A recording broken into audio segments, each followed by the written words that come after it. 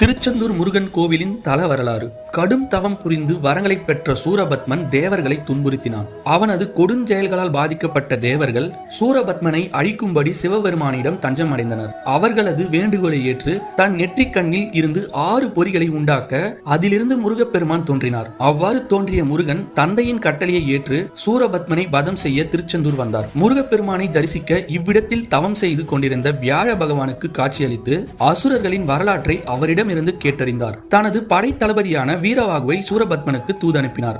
ஆனால் அழிவின் விளிம்பில் இருந்த அசுரன் அதை மறுத்து யுத்தத்திற்கு அரைக்கூவல் விடுத்தான். முடிவில் முருகப்பெருமானால் வதம் செய்யப்பட்டு அவரது கொடியில் இடம் பிடித்து நற்பேறு பெற்றான். வியாழ பகவானின் வேண்டுகோளை ஏற்று அவ்விடத்தில் தங்கிய முருகனுக்கு விஸ்வகர்மாவை அழைத்து ஆலயம் எழுப்பினார். சூரபத்மனை வெற்றி கொண்டதை குறிக்கும் பெயரால் ஜெயந்திநாதர் என்றழைக்கப்பட்ட முருகப்பெருமான் பெயர் மருவி செந்தில்நாதர் என்றும் திரு ஜெயந்திபுரம் என்பது திருச்செந்தூர் எனவும் மாறியதாக கூறப்படுகிறது.